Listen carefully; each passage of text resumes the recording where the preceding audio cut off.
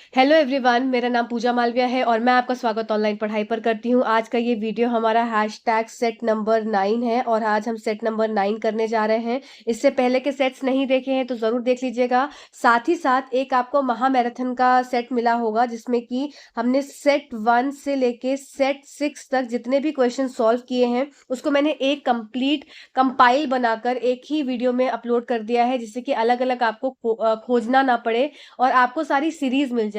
तो वो बीपीएससी के पिछले पूछे हुए क्वेश्चंस हैं, वही सब मैंने उसमें डाले हैं।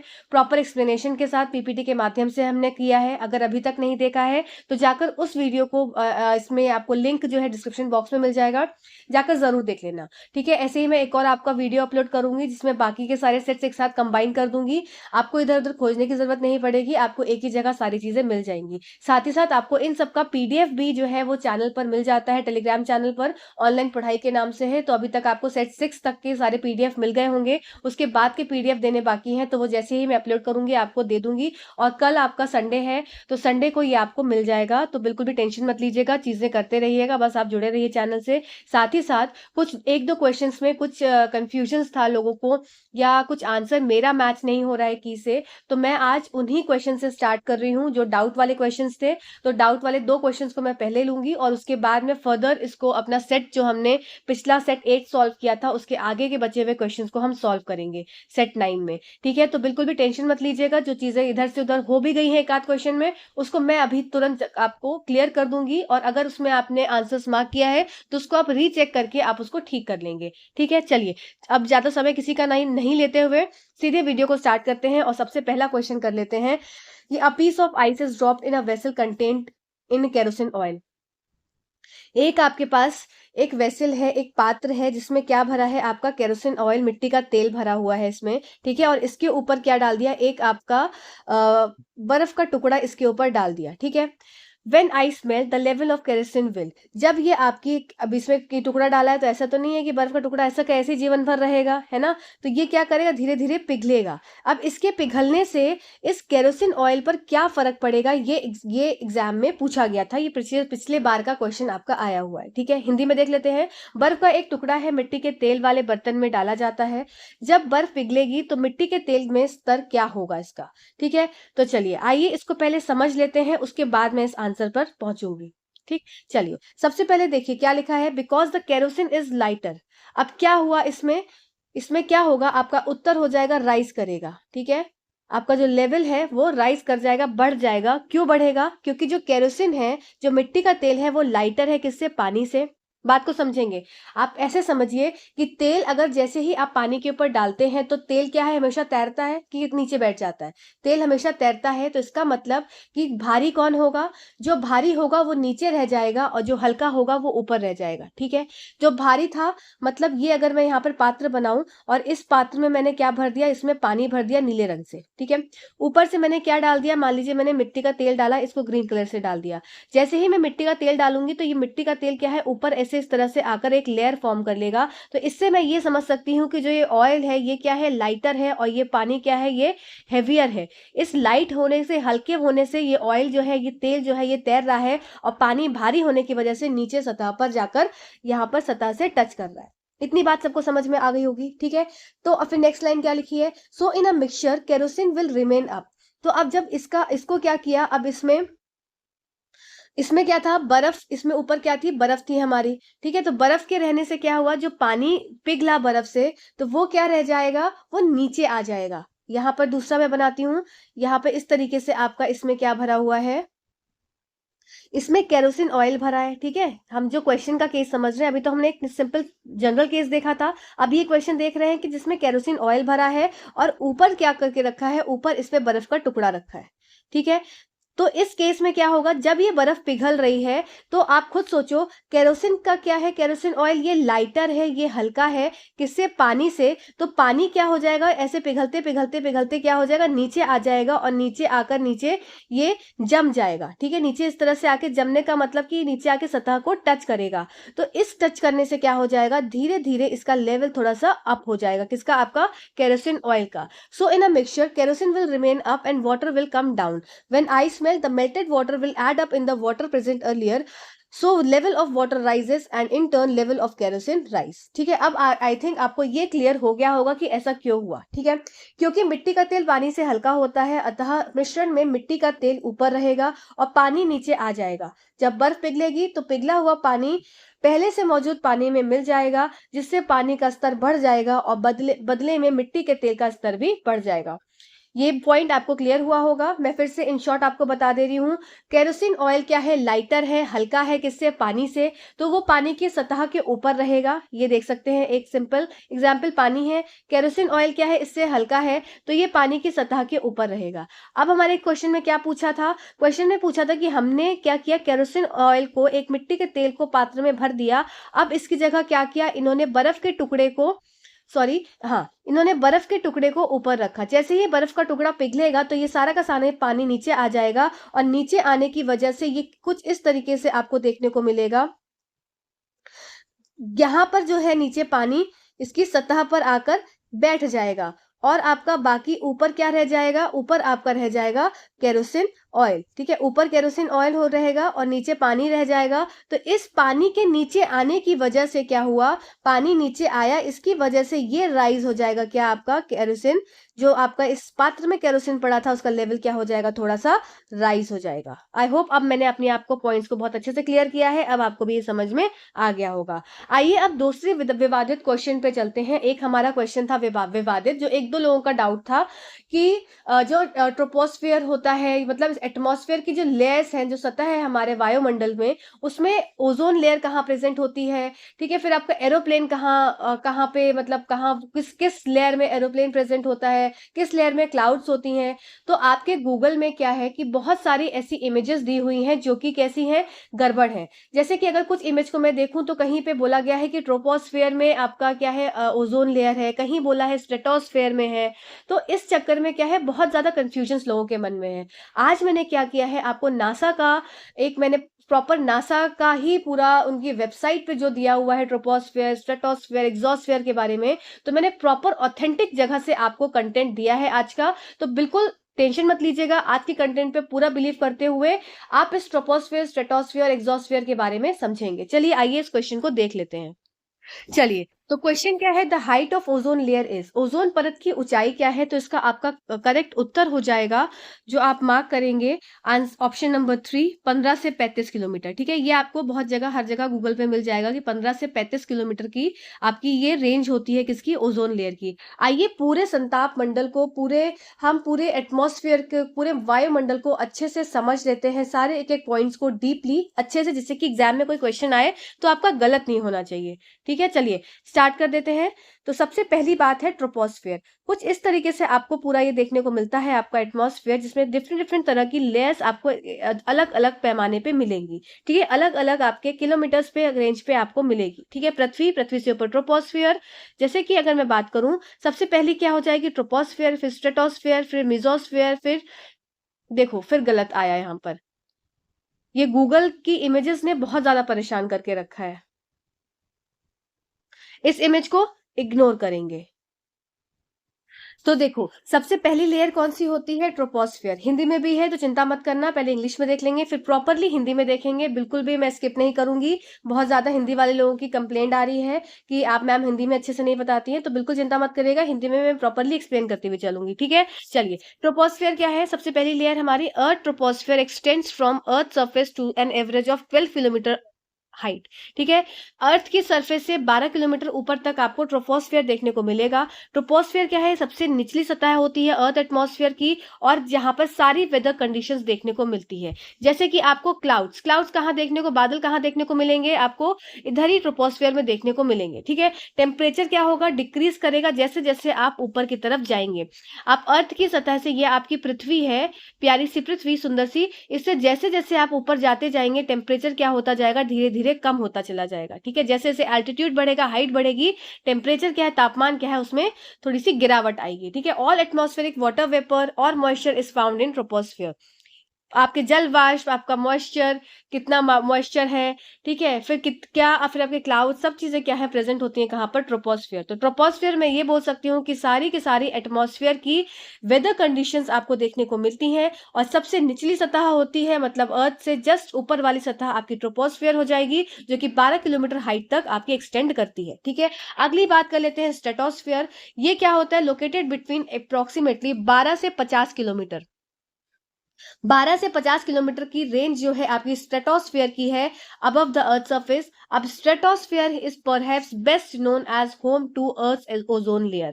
ओजोन की परत जो कहाँ प्रेजेंट होती है, जो बार बार विवादित हो रहा था, कहीं पे मैंने गूगल पे बहुत जगह सर्च किया तो कहीं पे आपको ट्रोपोस्फियर में ही बता दिया गया क्या ओजोन लेयर, पर आपका ये जो है पूरा मैं आपको दिखा भी दूं जिससे कि आप इस पे बिलीव कर सकें चीजों पर।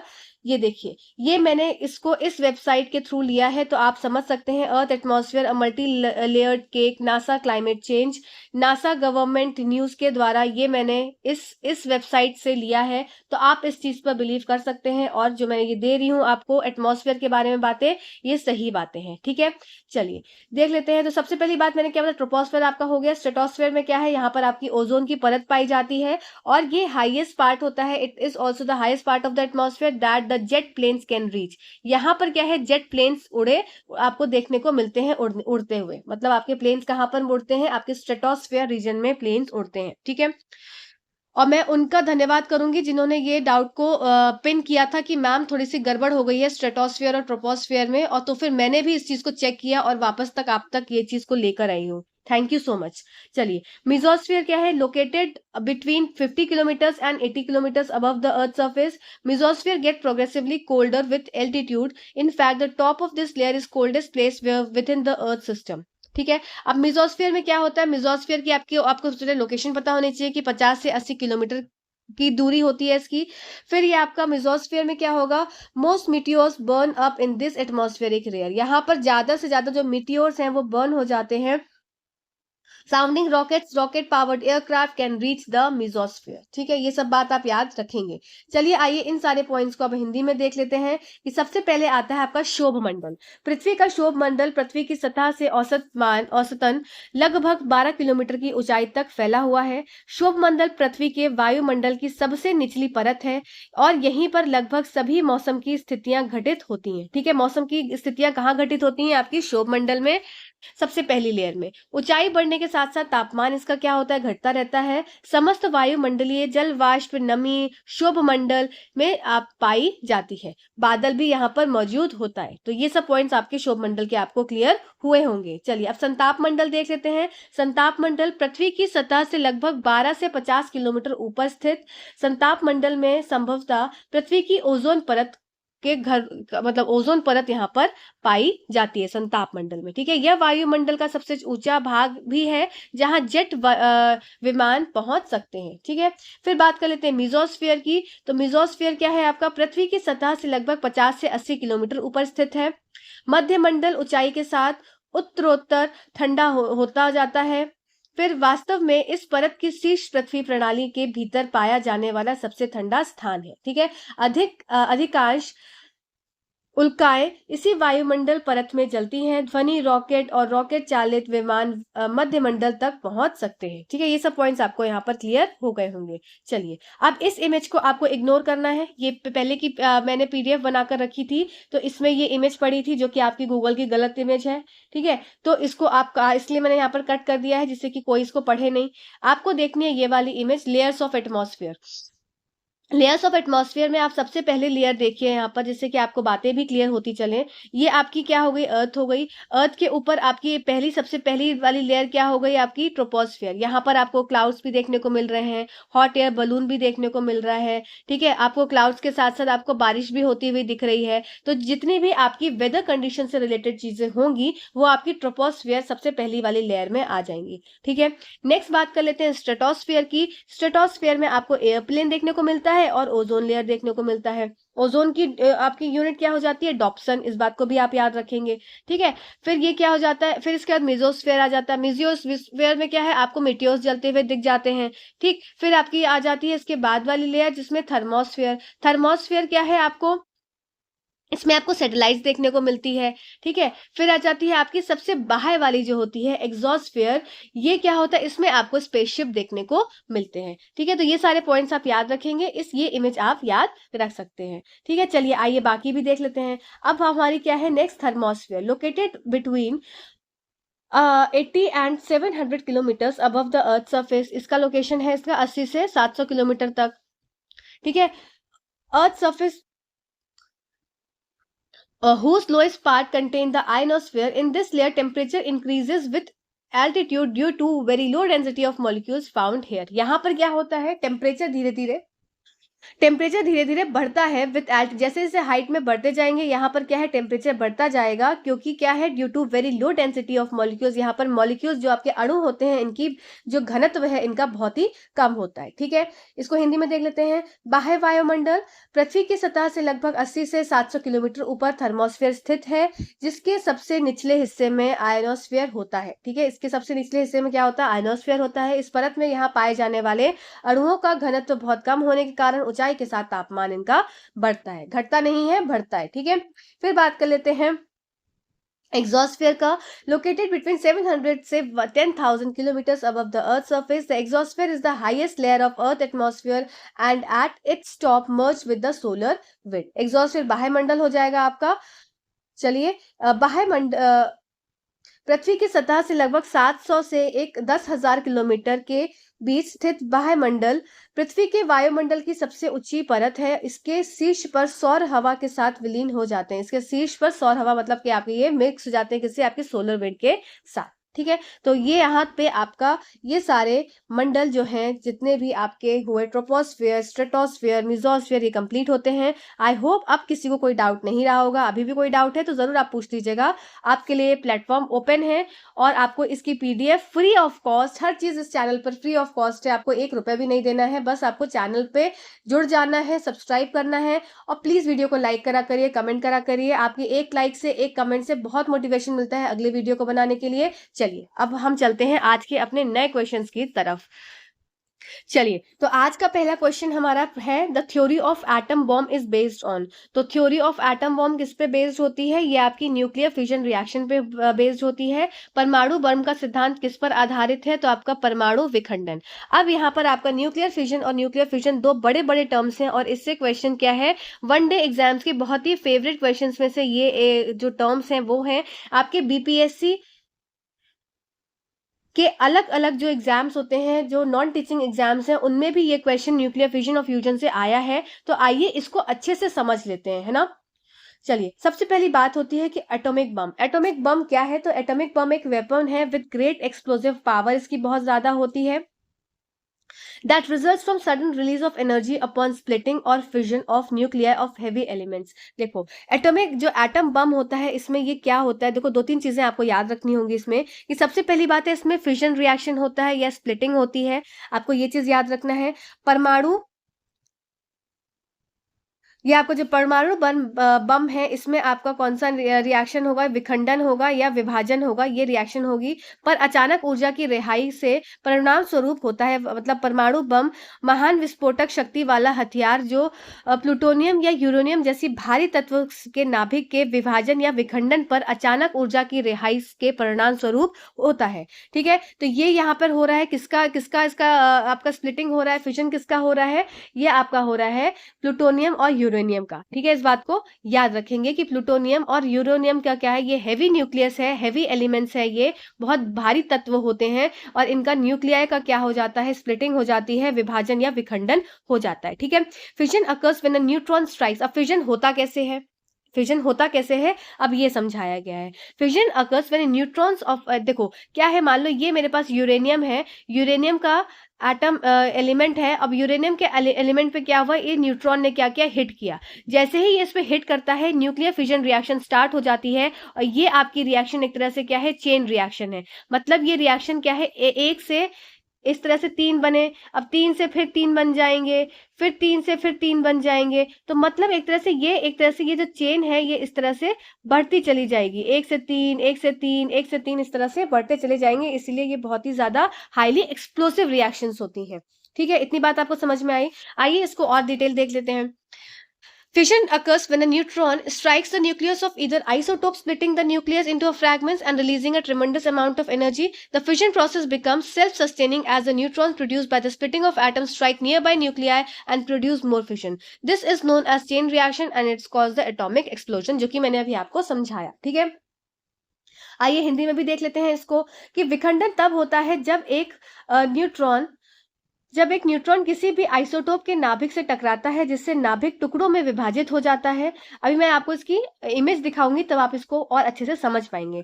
और जबरदस्त मात्रा में ऊर्जा निकलती है. ठीक है, विखंडन प्रक्रिया आत्मनिर्भर हो जाती है क्योंकि परमाणु के विभाजन से उत्पन्न न्यूट्रॉन पास के नाभिक पर हमला करते हैं और अधिक विखंडन उत्पन्न करते हैं. इसे एक श्रृंखला प्रतिक्रिया के रूप में जाना जाता है और यही परमाणु विस्फोट का कारण होती है. आइए अब इसको आप इमेज से देखिए तो आपको ज्यादा अच्छे से समझ में आएगी बात. मैं क्या बोल रही हूं यहाँ पर, देखो ये क्या हुआ, ये न्यूट्रॉन है हमारा. न्यूट्रॉन ने हिट किया क्या, आपका एक आइसोटोप को हिट किया. यूरेनियम आपका आइसोटोप यहाँ प्रेजेंट है, तो यूरेनियम के एलिमेंट को हिट किया. तो जैसे हिट करेंगे high amount of energy release हो रही है और इससे क्या हो रहा है, आपका क्रिप्टॉन और बेरियम रिलीज हो रहा है, प्लस आपके न्यूट्रॉन्स रिलीज हो रहे हैं. अब ये न्यूट्रॉन क्या करेगा, आप देख सकते हैं अभी क्या था, एक न्यूट्रॉन था, अब यहाँ पर 3 न्यूट्रॉन्स हो गए.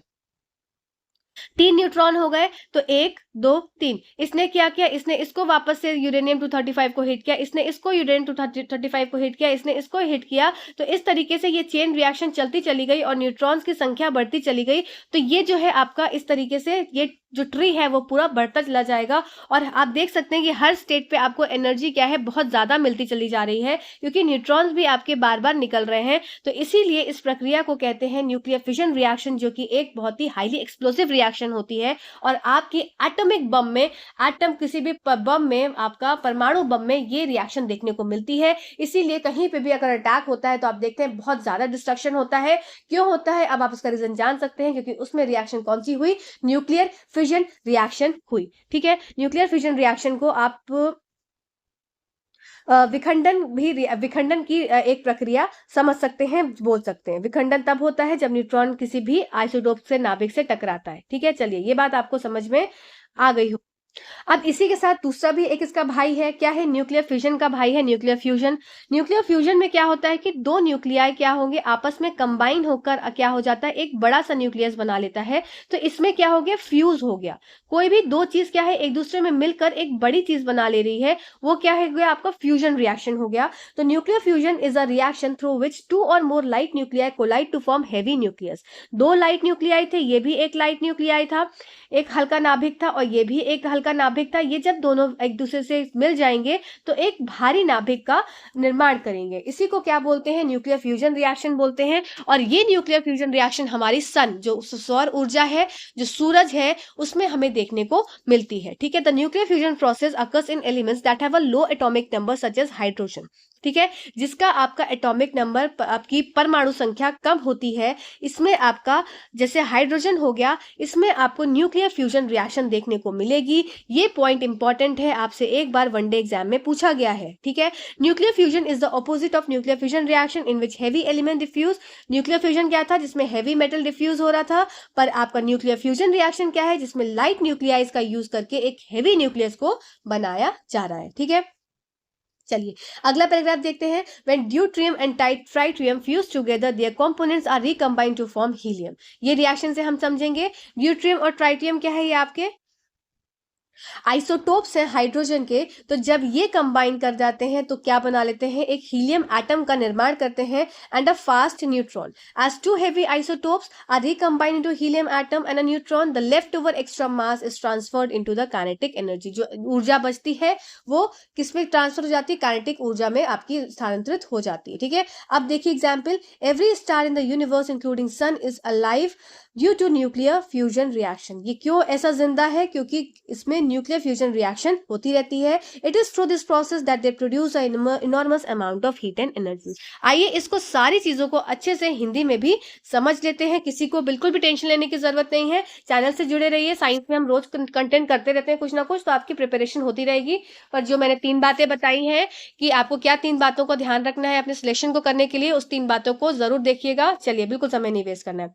परमाणु संलयन क्या है आपका, नाभिकीय संलयन का एक ऐसी प्रतिक्रिया है जिसके माध्यम से दो या दो से अधिक हल्के नाभिक आपस में टकराकर एक भारी नाभिक बनाते हैं। परमाणु संलयन प्रक्रिया उन तत्वों में होती है जिनकी परमाणु संख्या कम होती है, जैसे कि आपका हो गया हाइड्रोजन। ठीक है, परमाणु संलयन परमाणु विखंडन प्रतिक्रिया के विपरीत है, जिसमें भारी तत्व फैलते हैं और हल्के तत्व बनते हैं। ठीक है, परमाणु संलयन और विखंडन दोनों ही भारी मात्रा में ऊर्जा उत्पन्न करते हैं। दोनों संलयन आपका चाहे फ्यूजन हो चाहे आपका फिशन रिएक्शन हो, दोनों ही क्या है, हाईली जो है एनॉर्मस अमाउंट ऑफ एनर्जी को रिलीज आउट करती है। ठीक है, जब ड्यूटेरियम और ट्राइटियम एक साथ संलयन करते हैं तो उनके घटक एक हीलियम परमाणु और एक तेज न्यूट्रॉन बनाने की पुनः संयोजित हो जाते हैं। जैसे ही दो भारी आइसोटोप एक हीलियम परमाणु और एक न्यूट्रॉन में पुनर्संयोजित होते हैं, बचा हुआ अतिरिक्त द्रव्यमान गतिज ऊर्जा में बदल जाता है। और ये आपका कहाँ देखने को मिलता है, प्रत्येक सूर्य सहित ब्रह्मांड का प्रत्येक तारा परमाणु संलयन के कारण ही जीवित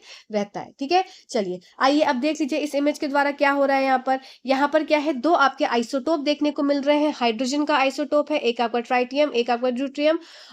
और ये कैसे, ये दोनों जब कंबाइन हो जा रहे हैं, फ्यूज हो रहे हैं, कंबाइन हो रहे हैं, फ्यूजन रिएक्शन हो रही है, तो क्या बना रहा है, आपका हीलियम बना रहा है। हीलियम क्या है, आपका एक हैवी न्यूक्लियस है और साथ ही साथ न्यूट्रॉन को रिलीज आउट कर रहा है। ठीक है, चलिए अब देख लेते हैं नेक्स्ट क्वेश्चन। तो आई थिंक ये पॉइंट आपको यहाँ पर क्लियर हो गया होगा। चलिए, the normal type of a coal is, आपका नॉर्मल क्या है, कौन सा, मतलब सामान्य प्रकार का कोयला होता है कौन सा आपका, तो इसका उत्तर हो जाएगा सीधा सीधा बिट्यूमिनस। बिट्यूमिनस आपका सामान्य तरह का कोयला है। इसी बिट्यूमिनस को आप डोमेस्टिक फ्यूल भी की तरह भी यूज करते हैं। आपका घर में यूज होने वाला जो कोयला आप देखते हैं वो भी आपका बिट्यूमिनस कोल होता है। अब बात आ जाती है कोल की, तो हम सारे तरह के कोल्स को भी देख लेते हैं कि अगली बार कोई और तरह का कोल आएगा तो हम इससे क्वेश्चन को सही करके आएंगे। ठीक है, आप जरूर बताया करिए कि आपको सेशंस कैसे लगते हैं, क्योंकि एक एक सेशन को प्रिपेयर करने में, इसका कंटेंट प्रिपेयर करने में बहुत टाइम लगता है। चलिए, द 4 टाइप्स ऑफ अ कोल, आपको 2-4 तरीके के कोयले के बारे में पढ़ना है। जैसे सबसे पहला हो गया एंथ्रासाइट, फिर बिट्यूमिनस, फिर लिग्नाइट, फिर पीट। इसको पढ़ने से पहले आइए देख लेते हैं कि सबसे पहले कोयला बनता कैसे है। तो कोयला कैसे बनता है, हाई टेम्परेचर और हाई प्रेशर, इस बात को याद रखेंगे।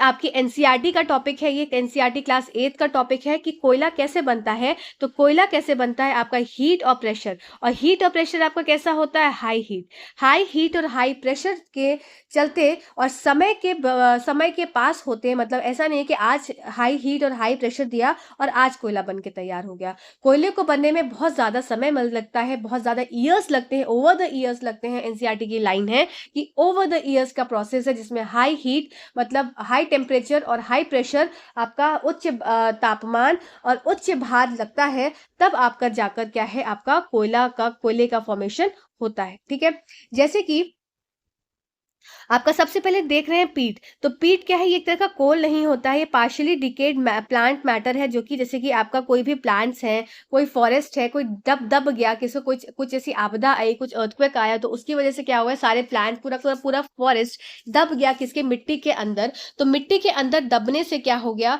उसमें धीरे धीरे क्या होगा, उस पर प्रेशर बढ़ता जाएगा, उस पर उसका तापमान बढ़ता चला जाएगा। तो उस वजह से धीरे धीरे प्रक्रिया को बढ़ाते हुए क्या हो जाएगा, आपका पीट बनेगा, फिर लिग्नाइट बनेगा, फिर बिटुमिनस बनेगा, फिर एंथ्रासाइट बनेगा। एंथ्रासाइट क्या है, आपका हार्ड कोल होता है। ये हाईली डिजायरेबल फ्यूल है because of its high heat content. सबसे ज्यादा आपकी जो आपका हीट होता है, हीट की जो कैपेसिटी होती है, सबसे ज्यादा आपकी एंथ्रासाइट में देखने को मिलती है। इसीलिए ये सबसे लोएस्ट स्मोक जो है वो प्रोड्यूस करता है, मतलब एक तरह से नाम मात्र का ही स्मोक प्रोड्यूस करता है।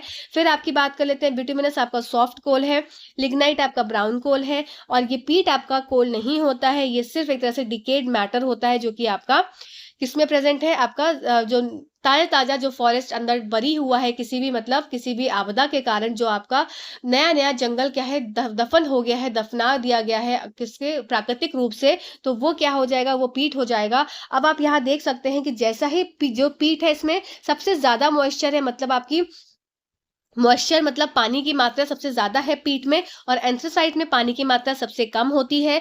अब यहाँ पर क्या है, इंक्रीजिंग कार्बन कंटेंट, मतलब एंथ्रासाइट में कार्बन का कंटेंट सबसे ज्यादा हो जाएगा, पीट में कार्बन का कंटेंट सबसे कम होगा। इस सब पॉइंट्स को आपको याद रखना है। आइए अब देख लेते हैं 4 तरीके के कोल क्या क्या है।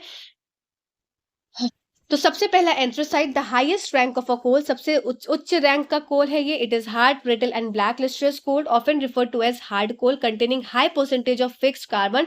86 to 97% की इसमें मात्रा होती है कार्बन कंटेंट की।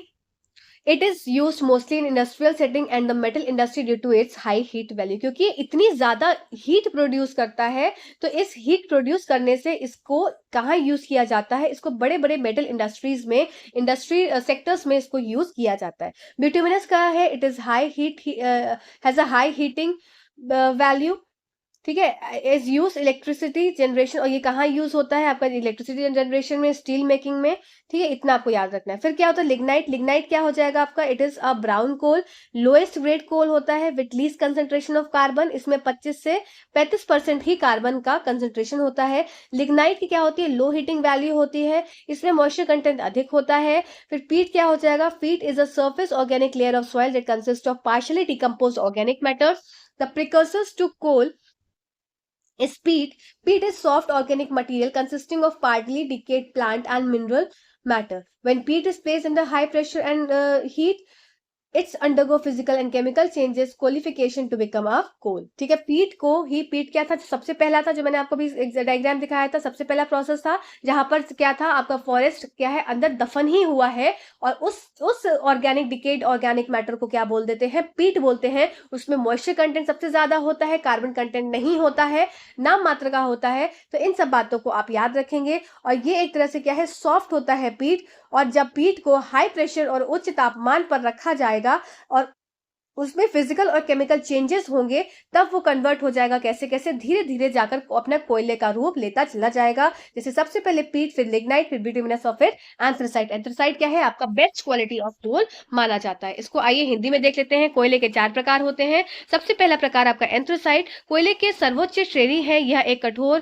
भंगुर और काला चमकीला कोयला है, जिसे अक्सर कठोर कोयला कहा जाता है, जिसमें स्थिर कार्बन का उच्च प्रतिशत आपका 86 से आपका 97 होता है। इसके उच्च तापमान के कारण इसका उपयोग अधिकतर उद्योग आपके सेक्टर्स में, धातु उद्योग में किया जाता है। बिटुमिनस का क्या हो जाएगा, कोयले का आमतौर उच्च ताप मूल्य होता है, और इसका उपयोग संयुक्त राज्य अमेरिका में बिजली उत्पाद और इस्पात बनाने के रूप में होता है। फिर आपका लिग्नाइट, लिग्नाइट क्या होता है, उर्फ इसको आप भूरा कोयले के नाम से भी जानते हैं। इसमें कम सांद्रता वाला की श्रेणी का कोयला होता है। आपका लिग्नाइट में कम तापमान और उच्च नमी सामग्री होती है, ठीक है, कम तापमान होता है, और इसमें आपकी सामग्री, सॉरी, नमी कैसी होती है, बहुत ज्यादा, मॉइस्चर मतलब बहुत ज्यादा होता है, और इसका उपयोग मुख्य रूप से बिजली उत्पादन में किया जाता है। कार्बन सामग्री लगभग 20 से 25%, मतलब 25 से 35% होती है। नेक्स्ट बात कर लेते हैं पीट। पीट मिट्टी की सतही कार्बनिक परत है, जिसमें आंशिक रूप से विघटित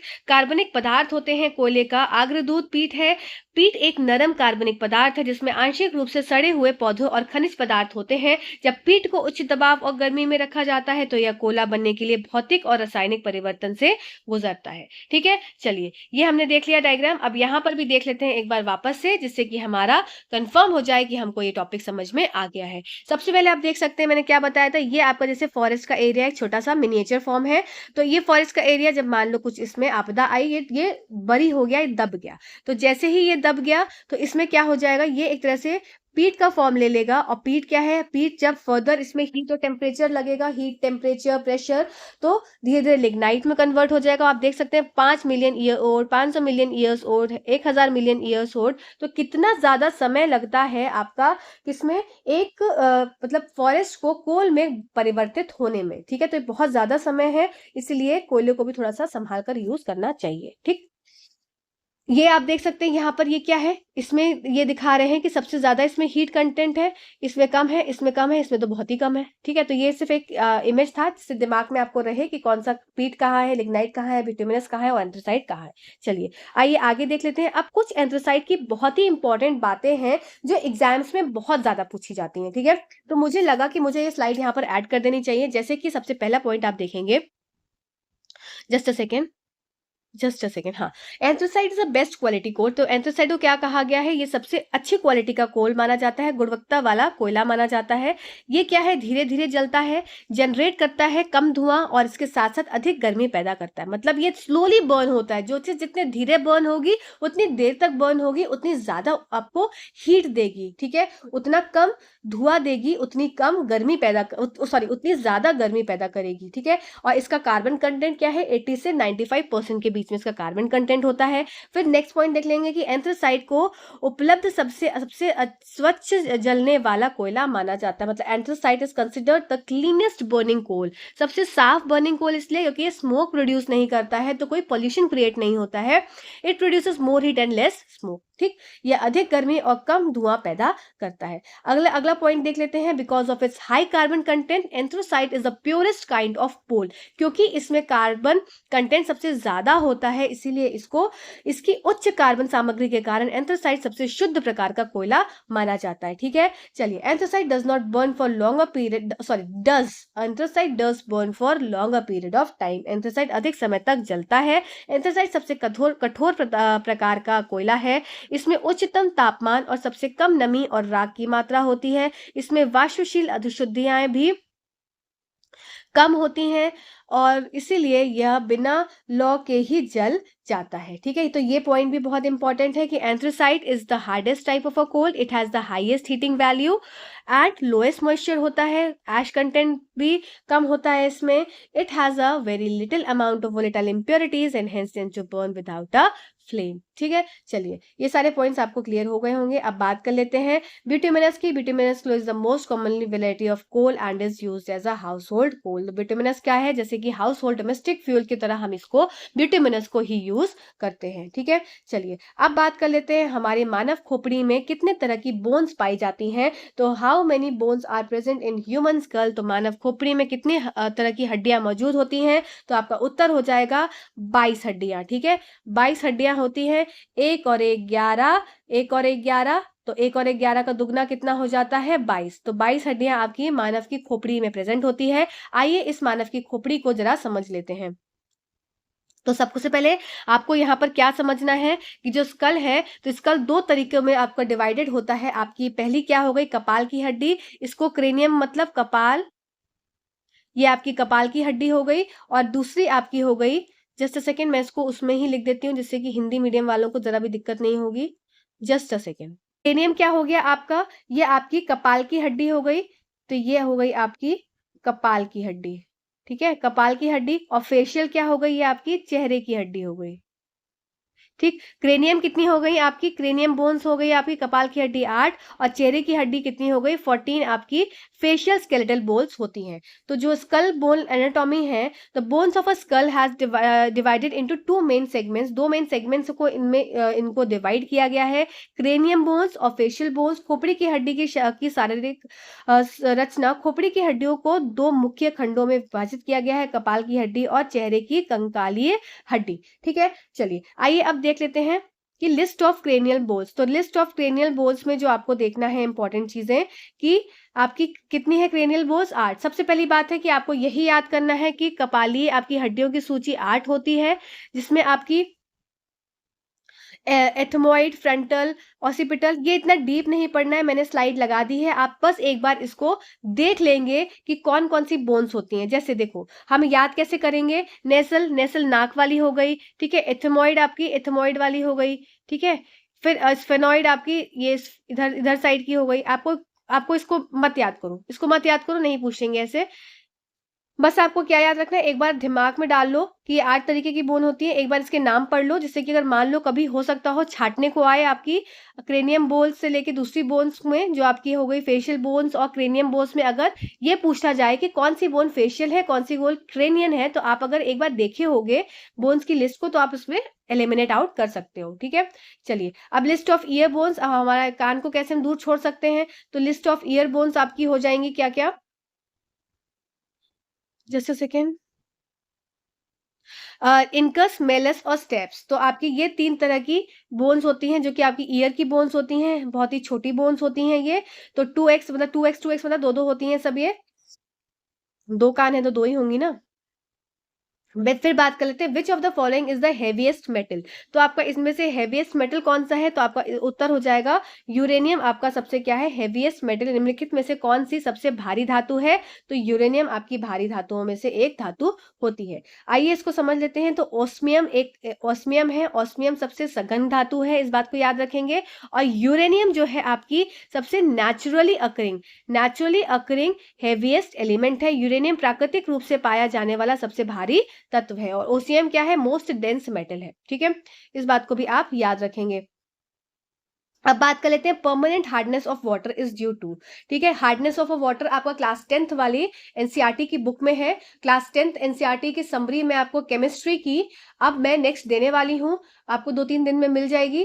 तो इसमें परमानेंट हार्डनेस ऑफ वाटर हम यहाँ भी देखेंगे और हम वहां भी डिटेल वर्जन में उसका देखेंगे, तो बिल्कुल भी चिंता मत करिएगा। ठीक है, चलिए देख लेते हैं। तो जल की स्थायी कठोरता किसके कारण होती है, आपका इसका उत्तर हो जाएगा, आपका आंसर हो जाएगा chlorides and sulphate of calcium and magnesium. ये जल की स्थायी कठोरता आपकी कैल्शियम और मैग्नीशियम का क्लोराइड और सल्फेट्स के कारण होती है। आइए इसको समझ लेते हैं, तब आप ज्यादा अच्छे से समझ पाएंगे। The hardness of water is due to the presence of soluble bicarbonates, chloride, sulphates of calcium and magnesium. आपको बात क्या याद रखनी है कि आपको कैल्शियम +2 और मैग्नीशियम को याद रखना है। ठीक है, ठीक है। तो hardness of water is due to the presence of soluble bicarbonates, chlorides and sulphates. इनके कार्बोनेट्स भी हो सकते हैं। कार्बोनेट्स मतलब आपका CaCO3 वाले पोर्शन, क्लोराइड Cl वाला पोर्शन।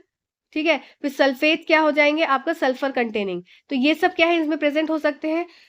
किसमें, कैल्शियम और मैग्नीशियम में। Water which does not give leather, जो पानी आपका फोम नहीं देता है, झाग नहीं देता है, उसको आप हार्ड वाटर कहते हैं।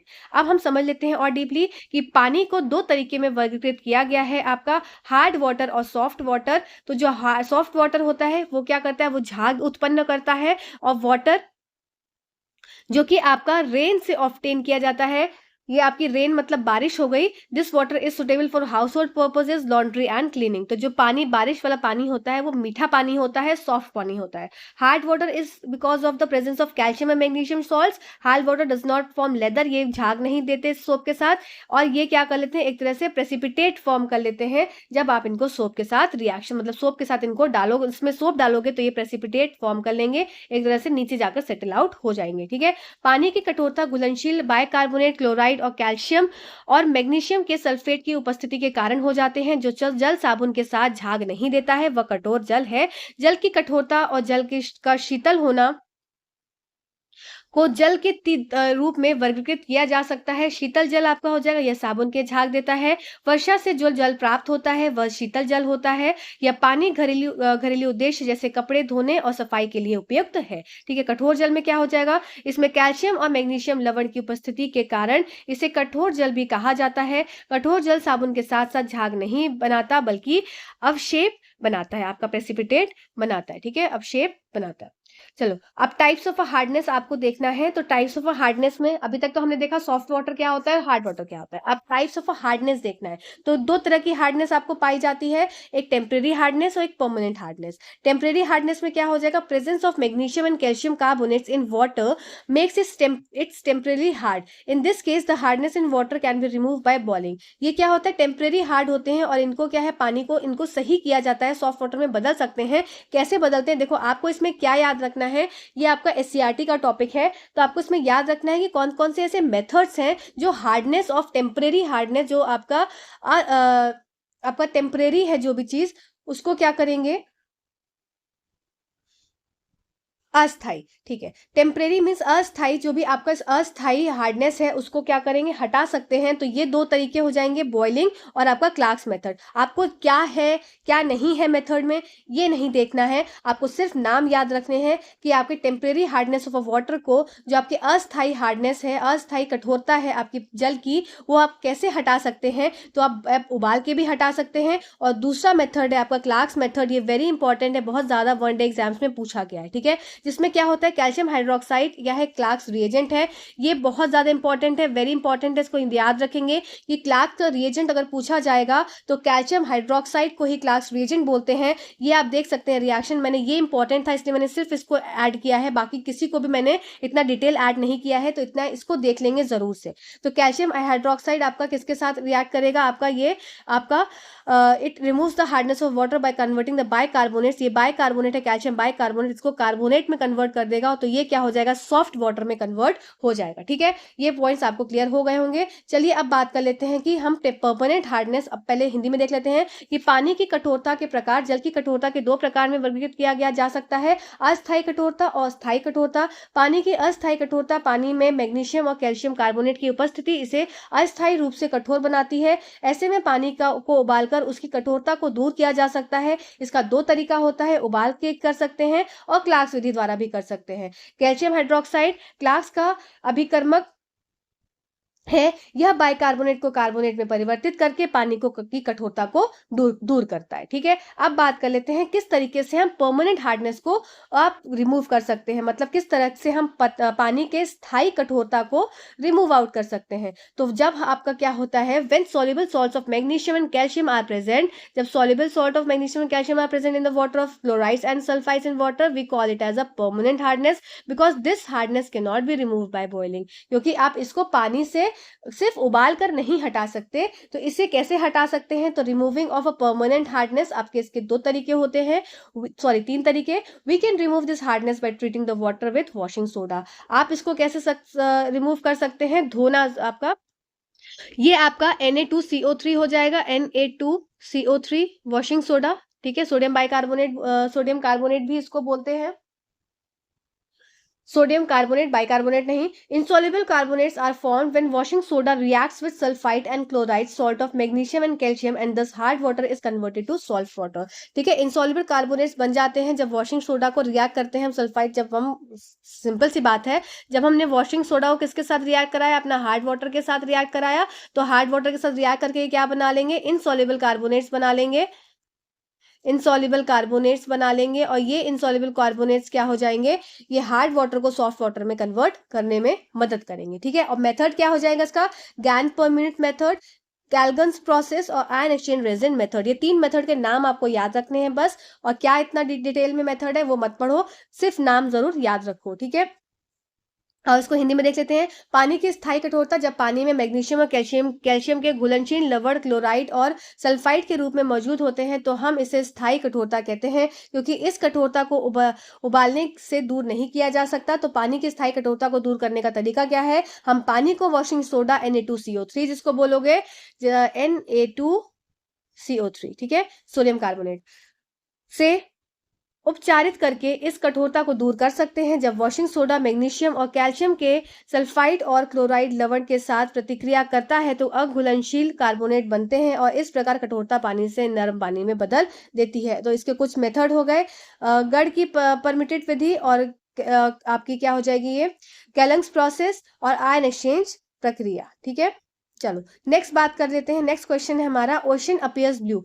आपका जो महासागर है किसके कारण नीला दिखाई देता है, अभी हमने बहुत सारे इससे पहले भी देखे थे, है ना, इससे पहले वाला जो हैशटैग सेट 8 था उसमें भी हमने इस तरीके के क्वेश्चन देखे थे, अभी फिर से इस तरीके के क्वेश्चन देख रहे हैं। तो इसका मतलब कि इस तरीके के क्वेश्चन बहुत एग्जाम में पूछे जाते हैं, तो चीजों को समझेंगे। ठीक है, तो सबसे पहली बात है कि महासागर किसके कारण नीला दिखाई देता है, तो आपका उत्तर हो जाएगा किसके कारण नीला दिखाई देता है, जल के कणों द्वारा आकाश का परावर्तन एवं प्रकाश का प्रकीर्णन। ठीक है, स्कैटरिंग ऑफ लाइट और रिफ्लेक्शन ऑफ स्काई की वजह से। आइए देख लेते हैं, ये यहाँ पर इमेज मैंने लगाई है जिससे कि आपको चीजें समझ में आ जाए। देखो क्या होता है, आपको ये पता है कि आपका विब्योर है, तो विब्योर में हर एक रंग की अपनी अलग वेवलेंथ है। जैसे कि अगर मैं बात करूं विब्योर में, तो जो सबसे पहले VIBGYOR, तो जो रेड होता है इसकी वेवलेंथ क्या हो जाती है, सबसे ज्यादा होती है, और इसकी आवृत्ति क्या होती है, इसकी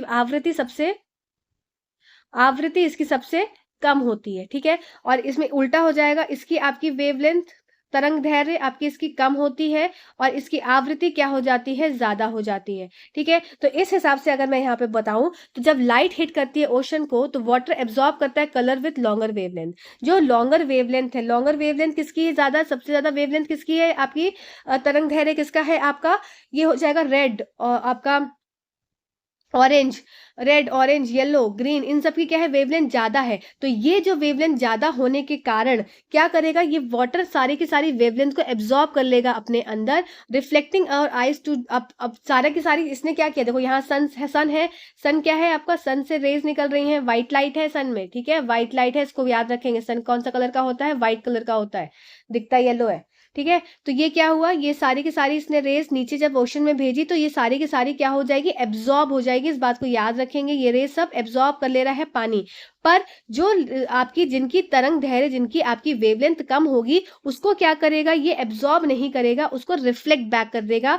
इसलिए आपने कहीं कहीं देखा होगा कि कहीं कहीं से हमको ओशन का कलर ब्लू दिखता है, कहीं से वॉयलेट दिखता है, कहीं से इंडिगो दिखता है, इस तरीके से। तो आपके जो शॉर्टर वेवलेंथ है, जो कि ये जो शॉर्टर वेवलेंथ है, तो इनमें क्या हुआ, इनमें एब्जॉर्प्शन नहीं हुआ लाइट का, तो इसकी वजह से रिफ्लेक्ट आउट हो गई, और रिफ्लेक्ट आउट होने के बाद हमारी आंखों के द्वारा हम इन्हें देख पाए। ठीक है, तो reflection to our eyes with those shorter wavelength like a filter, water molecule absorb the red part of the light spectrum। ये red part of a light spectrum को water के molecules क्या है, absorb कर लेंगे। ये point को याद एक दो बार सुन लीजिए, समझ लेंगे तो आप क्वेश्चंस को कर पाएंगे। and leaves behind the color of a blue spectrum, मतलब red part वाले red spectrum को क्या कर लेगा, ये absorb कर लेगा, और जो आपका blue part है, blue spectrum है, उसको क्या करेगा, ये absorb नहीं करेगा, उसको क्या करेगा, reflect out कर देगा। ठीक है, ये सब पॉइंट्स आप याद रखेंगे।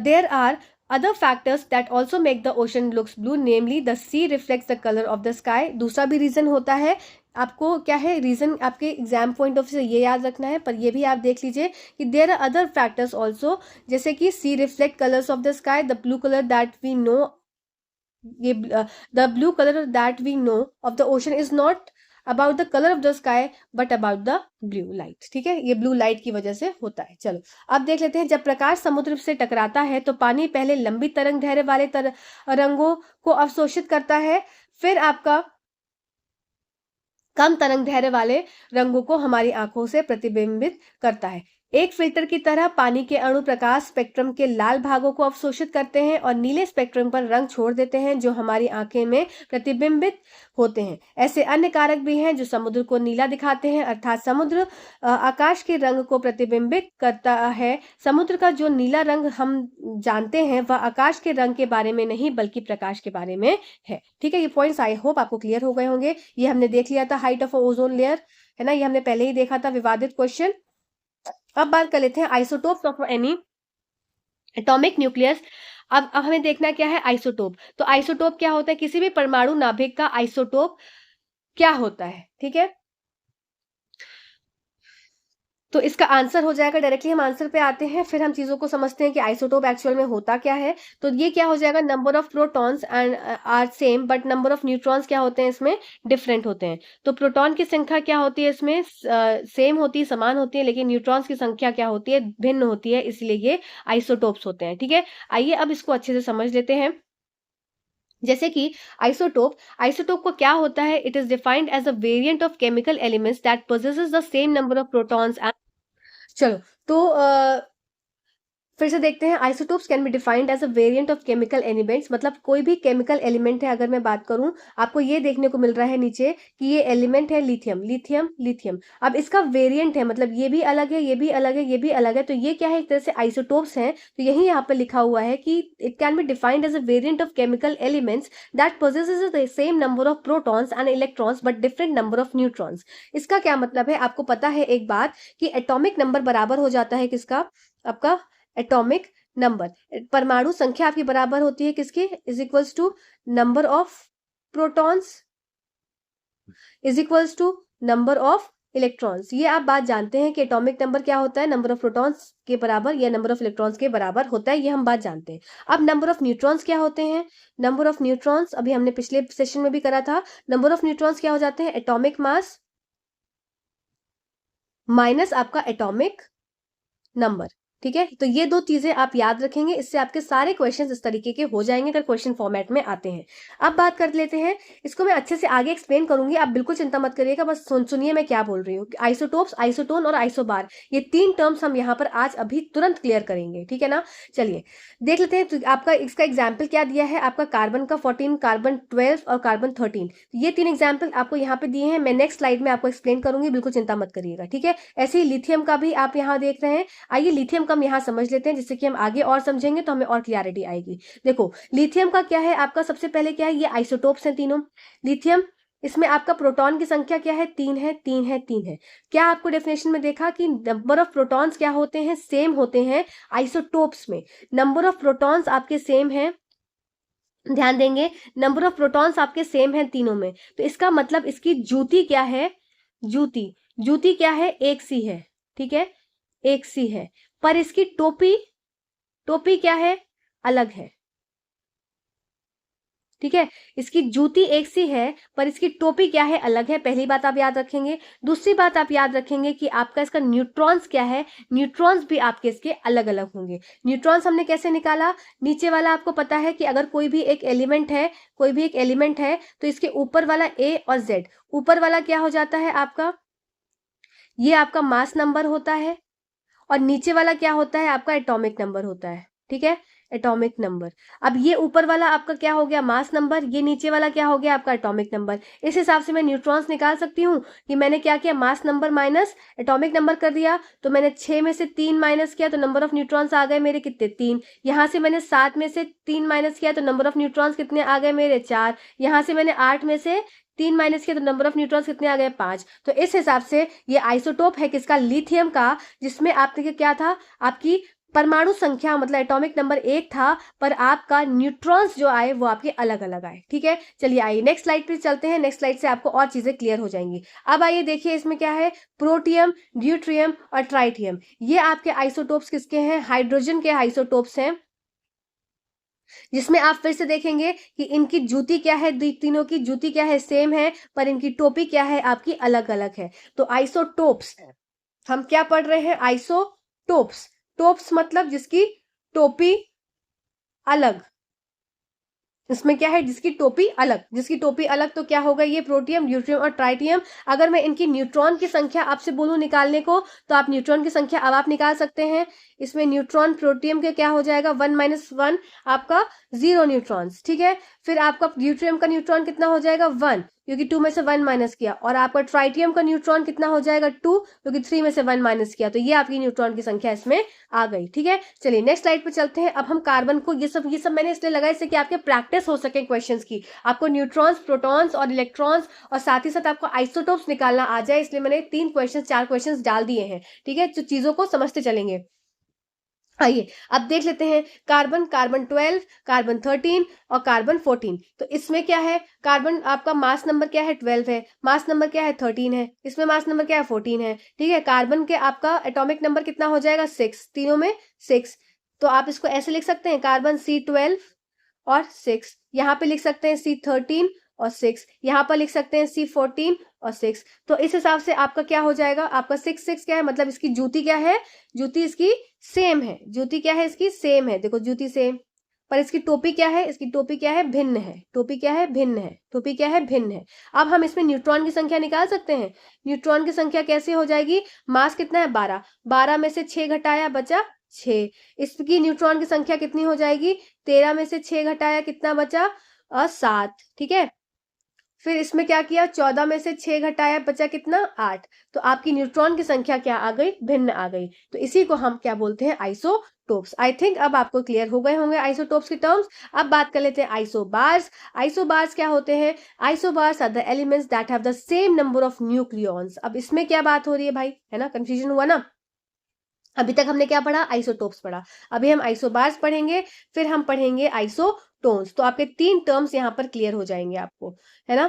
चलो, तो सबसे पहली बात आ जाती है कि जैसे आपको आर्गन, क्रिप्टॉन और कैल्शियम, ये आपको वेरी इंपॉर्टेंट है, यही आपसे बार बार पूछा जाता है आइसोबार्स में। अब आप देखो आपकी इसकी टोपी, आइसोबार्स में क्या होता है, इसकी टोपी, टोपी क्या है, सेम है, आइसोबार्स और आइसोटोन्स जस्ट ऑपोजिट होते हैं। आइसोबार्स में टोपी सेम होती है और आपकी जूती क्या होती है, डिफरेंट होती है। आप देखो सबके एटॉमिक नंबर क्या है, अलग अलग है, ठीक है ना। और ये एलिमेंट भी अलग अलग है, आर्गन, क्रिप्टॉन और कैल्शियम अलग अलग एलिमेंट्स है। अभी तक हम एक ही एलिमेंट पढ़ रहे थे, तो इसमें क्या एटॉमिक नंबर भी अलग अलग हो गए, क्योंकि एलिमेंट ही अलग है आपका, पर इनके मास नंबर क्या होते हैं, एक से होते हैं, ठीक है। अब बात करेंगे कि अब इसमें अगर मैं आपको बोलूं, आप प्रोटॉन, इलेक्ट्रॉन और न्यूट्रॉन की संख्या हर एक में निकालो, तो आप निकाल पाओगे? यस, आप बिल्कुल निकाल पाओगे, क्योंकि आपकी प्रोटॉन की संख्या कितनी हो गई इसमें, आर्गन में 18, ठीक है। आपके इलेक्ट्रॉन्स की संख्या कितनी हो गई आपकी, 18, क्योंकि इलेक्ट्रॉन्स और प्रोटॉन्स बराबर होते हैं एटॉमिक नंबर के। और आपकी न्यूट्रॉन की संख्या कितनी हो गई आपकी, 40 में 18 जाएगा तो आपका बचेगा, मतलब 40 -18 हो जाएगा, तो ये 2 और 3 में से 2 गया 22, तो आपकी न्यूट्रॉन की संख्या कितनी आ गई, 22 आ गई, ठीक है। अब बात कर लेते हैं इसमें, अगर मैं सेकंड वाले में देखूं तो इसमें प्रोटॉन की संख्या कितनी आ जाएगी आपकी, प्रोटॉन की संख्या आ गई आपकी 19, ठीक है। इलेक्ट्रॉन की संख्या भी आ गई कितनी, 19। और आपकी इसमें न्यूट्रॉन की संख्या कितनी आ जाएगी, 19 में से 40 में से 19 घटाएंगे 1, और इधर 3 में से 1 गया 2, ठीक है। ऐसे इसमें क्या हो जाएगा, प्रोटॉन की संख्या आपकी 20, इलेक्ट्रॉन की संख्या आपकी 20, और 40 में से 20 गया आपकी न्यूट्रॉन की संख्या आ जाएगी 20, ठीक है। तो ये आ गया। अब क्या बोलते हैं, आइसोबार्स क्या है आपका, ऐसे तत्व हैं जिनका नंबर ऑफ न्यूक्लियॉन्स क्या है, बराबर है। नंबर ऑफ न्यूक्लियॉन्स क्या होता है, इस बात को भी याद रखेंगे, ये सम ऑफ प्रोटॉन्स प्लस आपका सम ऑफ न्यूट्रॉन्स होता है। अब प्रोटॉन्स और न्यूट्रॉन्स को अगर सम करो तो कैसे होगा, देखो, some of protons, just a second, protons क्या है, प्रोटॉन ये है, और न्यूट्रॉन क्या है, न्यूट्रॉन ये है, सॉरी न्यूट्रॉन ये है। अब इनको सम करके देखो, 18 और 22 को सम करो, क्या हो जाएगा, 10, 2, 3 और 4, 40 आया, 40। अब इसमें फिर से आ जाओ, इसमें कितना है प्रोटॉन, 19, इसमें न्यूट्रॉन कितना है आपका, 21, इसको ऐड करो, 21, 9 और 1 10, और 2 और 3 4, 40 आया, आपका न्यूक्लियॉन्स एक सा। फिर से प्रोटॉन 20 और न्यूट्रॉन आपका 20, तो ये कितना आया, 40। तो इसका मतलब ये यहाँ पर कंडीशन फॉलो हो गई। मैंने पूरा अच्छे से करके दिखाया, जिससे कि आप अगर एग्जाम में क्वेश्चन आ जाए तो गलत नहीं करेंगे। मतलब आइसोबार्स, इसमें देखो, इसमें नंबर ऑफ प्रोटॉन्स कितने हो जाएंगे, जल्दी से करेंगे, 16 हो जाएंगे। नंबर ऑफ इलेक्ट्रॉन्स कितने हो जाएंगे, 16 हो जाएंगे। अब नंबर ऑफ न्यूट्रॉन्स कितने हो जाएंगे आपके, 40 - 16, ये कितना आएगा आपका, 24 आ जाएगा, ठीक है। इसमें क्लोरीन में कितना प्रोटॉन, 17, आपके इलेक्ट्रॉन्स 17, ठीक है। फिर आपके नंबर ऑफ न्यूट्रॉन्स कितने हो जाएंगे, 40 में से 17 को माइनस करोगे कितना आ जाएगा आपका, 23, ठीक है। अब बात कर लेते हैं आर्गन का। आर्गन का आपका प्रोटॉन हो जाएगा 18, ठीक है। फिर इलेक्ट्रॉन हो जाएगा 18, जल्दी जल्दी स्पीड में। न्यूट्रॉन कितना हो जाएगा आपका, 40 में से 18 माइनस करोगे तो ये कितना आ जाएगा, 22। अब हमें बात करनी है कितनी, हमको बात करना है न्यूक्लियॉन्स निकालने के लिए। तो न्यूक्लियॉन्स निकालने का फॉर्मूला क्या होता है, नंबर ऑफ न्यूक्लियॉन्स। न्यूक्लियॉन्स निकालने का फॉर्मूला क्या होता है, प्रोटॉन प्लस न्यूट्रॉन, ठीक है। ये फॉर्मूला है नंबर ऑफ न्यूक्लियॉन्स निकालने का। तो यहाँ पर प्रोटॉन कितना है, 16, 16 और 24, 16 और 24 कितना हो जाएगा आपका, इसको ऐड करोगे 16 और 24 को, तो 10, 2, 3, 4, 40, ठीक है। इधर कितना है, 17, 17 और 23 कितना हो जाएगा, इसको आप ऐड करोगे तो 10 और 40। फिर यहाँ पे कितना, 18 और 22, इसको फिर से ऐड करोगे तो आ जाएगा 40। तो इसका मतलब 40 40 40, तो ये क्या है, सब में आपका नंबर ऑफ न्यूक्लियॉन्स बराबर आ रहा है। तो इसमें सल्फर का नंबर ऑफ न्यूक्लियॉन आया 40, क्लोरीन का नंबर ऑफ न्यूक्लियॉन आया 40, आर्गन का नंबर ऑफ न्यूक्लियॉन्स आया 40। इसीलिए आपका ये सारे क्या है, ये आपके सारे आइसो क्या है, आइसो बार्स है, ठीक है। अब आपको क्लियर हुआ होगा। चलिए नेक्स्ट चलते हैं, नेक्स्ट क्वेश्चन की, नेक्स्ट चीज की तरफ हमारा अब है नेक्स्ट, आइसोटोन्स। तो आइसोटोन्स क्या होता है, isotones are the atoms that have the same neutrons number but different proton number. अब इसमें क्या होता है, आपके न्यूट्रॉन्स क्या होते हैं, सेम होते हैं, पर आपके प्रोटॉन्स क्या होते हैं, डिफरेंट होते हैं। अब न्यूट्रॉन्स क्या हो गए, आइसोटोन्स ऐसे परमाणु होते हैं जिनकी न्यूट्रॉन संख्या समान होती है लेकिन प्रोटॉन संख्या भिन्न होती है। जैसे आपका पहला वाला एग्जाम्पल हो गया कार्बन और ऑक्सीजन का। आप देख सकते हैं 6 नीचे लिखा है, 8 नीचे लिखा है, तो मतलब एटॉमिक नंबर, आपका नंबर ऑफ एटॉमिक नंबर, देखो एटॉमिक नंबर क्या हो जाता है, फिर से देखेंगे जल्दी से, just a second, just a second. हाँ देखो, एटॉमिक नंबर क्या हो जाता है, एटॉमिक नंबर ये बराबर हो जाएगा किसके, बराबर हो जाएगा नंबर ऑफ प्रोटॉन्स के और ये बराबर हो जाएगा नंबर ऑफ इलेक्ट्रॉन्स के, ठीक है ना, ये बात याद रखनी है। और दूसरा पॉइंट क्या आपको याद रखना है आपके एग्जाम पॉइंट ऑफ व्यू से, कि न्यूट्रॉन्स कैसे निकालते हैं। न्यूट्रॉन्स निकालने के लिए आपको atomic mass minus atomic number, ये करना होता है, दो चीज आपको करनी होती है, ठीक है। और न्यूक्लियॉन्स कैसे निकालते हैं, न्यू जस्ट अ सेकेंड, क्या ही हो गया,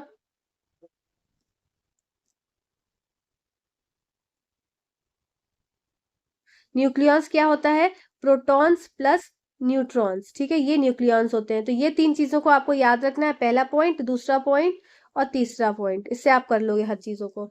अभी देखो, तो मैंने अभी क्या बोला कि आइसोटोन्स क्या होते हैं, इनके पास सेम नंबर ऑफ न्यूट्रॉन्स होता है। सेम नंबर ऑफ न्यूट्रॉन्स कैसे हो जाएगा, मतलब 14 में से 6 माइनस किया, 6 7 8 9 10 11 12 13 14 8, ठीक है। अब इसमें से 16 में से 8 माइनस करेंगे तो 8, तो यहाँ पर क्या हो गया आपका, सेम नंबर ऑफ न्यूट्रॉन्स आए, ठीक है। तो सेम नंबर ऑफ न्यूट्रॉन्स आए और प्रोटॉन्स क्या है, भिन्न है, तो इसलिए ये आपके आइसोटोन्स। आई होप आपको सारे पॉइंट्स क्लियर हो गए होंगे। नेक्स्ट बात करते हैं electrolyte used in a car battery. इस कार की बैटरी में प्रयुक्त इलेक्ट्रोलाइट है आपका, क्या हो जाएगा, ये डायरेक्ट आंसर है इसका सल्फ्यूरिक अम्ल, ठीक है, sulphuric acid. Next question, next उस पर चलते हैं, इसको देख लेते हैं जल्दी से। तो sulphuric acid is a strong acid with hydroscopic and oxidising properties. Sulphuric acid is a mineral acid with a chemical formula of H2SO4। Sulphuric acid is also known as melting acid, इसीलिए मैंने यहाँ पे add किया है, कुछ points हैं जो कि आपको याद रखने हैं। ये सल्फ्यूरिक एसिड को मेल्टिंग एसिड या ऑयल ऑफ विट्रॉल के नाम से भी जाना जाता है, वेरी इंपॉर्टेंट है, पूछते हैं एग्जाम से, के नाम से भी जाना जाता है, ठीक है। It has a acidic nature and corrosive at higher concentration, it act as an oxidizing agent and dehydrating agent. It is a syrupy liquid which is odorless, odorless होता है, उसका कोई कलर नहीं होता है, water soluble होता है and releases heat when it dissolved in water. It is widely used in fertilizers में इसका इस्तेमाल होता है, chemical synthesis और water waste product में इस्तेमाल होता है, ठीक है। इतना पॉइंट आपको ध्यान रखना है। नेक्स्ट बात कर लेते हैं, milk is a example of. Milk क्या है, मिल्क एक एग्जाम्पल है। इस पर देखो मैंने पूरा चैप्टर आपका क्लास 9th एनसीईआरटी में आपको एक चैप्टर दिया है, क्लास 9th का है, नहीं क्लास 10th का है। क्लास 10th में है आपको टाइप्स ऑफ की सॉल्यूशन, कोलाइडल सॉल्यूशन, इमल्शन, ये सब क्या होते हैं। तो मैंने इस क्वेश्चन के माध्यम से आपको सारा कुछ क्लियर करने जा रही हूँ, चलिए आइए जल्दी से समझ लेते हैं। तो आपका मिल्क एग्जाम्पल किसका है, आपका मिल्क एग्जाम्पल है आपका इमल्शन का, ठीक है, इमल्शन का एग्जाम्पल है मिल्क। देखो, बिल्कुल चिंता नहीं करना, जो मैंने इंग्लिश में लिखा है वो हिंदी में भी है, तो अभी पहले इंग्लिश में समझेंगे फिर हिंदी में समझेंगे, ठीक है ना। चलो, अब क्या है ट्रू सॉल्यूशन, मतलब कोई जो सॉल्यूशन है, और solution is a homogenous mixture of two or more substances. Solution क्या होता है, जिसमें कि दो या दो से अधिक अगर चीजों को मिश्रित किया गया है तो वो इक्वली क्या है, उसमें मिक्स हो जाते हैं, मतलब उसके पार्टिकल्स क्या है, एक दूसरे में क्लब हो जाते हैं, एक दूसरे में कंबाइन हो जाते हैं, ठीक है। जैसे कि आपने देखा होगा कि पानी को या पानी के अंदर शुगर को, चीनी को घोला, तो चीनी को आप अलग नहीं कर सकते, और आपको दिख नहीं सकते कि चीनी के कण आपको अलग नहीं दिख रहे हैं, वो उसमें क्या है, मिक्स्ड दिख रहे हैं। तो ये क्या है, ट्रू सोल्यूशन है। पर इसके विपरीत सस्पेंशन क्या होता है, it is a solution of heterogeneous mixture. ये क्या है, होमोजेनस मिक्सचर है, ये आपका हेट्रोजेनस मिक्सचर है of two or more substances with the solute particles does not dissolve. जैसे कि आपने एक ग्लास पानी लिया और उसमें क्या कर लिया, चौक के पाउडर को आपने डाल दिया, तो चौक के पाउडर आप ऐसे कण को देख सकते हैं, या एक पानी में आपने चौक की जगह क्या डाल दिया, धूल को डाल दिया, तो धूल भी डालते हैं तो क्या है, वो कण आपको अलग अलग दिख जाते हैं। इसे विपरीत आपके कोलाइडल सॉल्यूशंस क्या होते हैं, ये भी एक तरह से हेट्रोजेनस मिक्सचर है, जिसमें पार्टिकल क्या है, सस्पेंडेड होते हैं, मतलब ऐसे पड़े होते हैं, where the particles are microscopically dispersed and soluble and insoluble. Particles क्या है, सॉल्युबल भी रहते हैं या इनसॉल्युबल भी रहते हैं, पर आपके सस्पेंडेड मतलब वैसे के वैसे उसमें पड़े होते हैं। जब आगे इसको देखेंगे तो चीजें और क्लियर हो पाएंगी। जैसे कि आपका साइज की अगर मैं बात करूं, आपके सोल्यूशन में क्या होता है, साइज बहुत ही छोटे होते हैं, इसमें क्या है, थोड़े बड़े होते हैं, और इसमें the size of particles in colloidal solution is neither small nor big, ना ही बहुत बड़े होते हैं ना ही बहुत छोटे होते हैं, इसमें सबसे छोटे, इसमें बड़े होते हैं, और इसमें ना ही छोटे ना ही बड़े, तो ये मीडियम साइज के होते हैं, ठीक है। अब बात करें visibility to a naked eyes, अगर जो सॉल्यूशन यहाँ पे किसकी बात चल रही है आपकी, ये आपका सॉल्यूशन है, ये आपका सस्पेंशन है, और ये आपका कोलाइडल है, ठीक है। तो particles can not be seen by a naked eyes, आप पार्टिकल्स को नहीं देख सकते नेकेड आई से, बात सही है। इसको आप पार्टिकल्स देख सकते हैं, आपने धूल के कण पानी में डाले हैं तो आप धूल के कण को देख सकते हैं। The particles are too small to be seen with naked eyes, पर कोलाइडल्स में भी आपके पार्टिकल्स को देखा नहीं जा सकता है। अगर आपने इस कोलाइडल एग्जाम्पल क्या होगा, ये आपके पास पानी है, ठीक है, इस पानी के अंदर क्या किया आपने, थोड़ा सा दूध डाल दिया, तो दूध डालने से क्या दूध के पार्टिकल्स अलग अलग दिखेंगे, नहीं, वो आपसे मिक्स दिखेंगे। तो एग्जाम्पल किसका हो जाएगा, कोलाइडल का एग्जाम्पल हो जाएगा। स्कैटरिंग ऑफ लाइट की बात करेंगे तो जो आपका पार्टिकल्स इसके ये स्कैटर ऑफ लाइट को नहीं कर पाते हैं, क्यों, क्योंकि इसके ट्रूली डिस्ट्रीब्यूटेड होते हैं, पार्टिकल्स एकदम से एक दूसरे में विलीन मिले हुए होते हैं।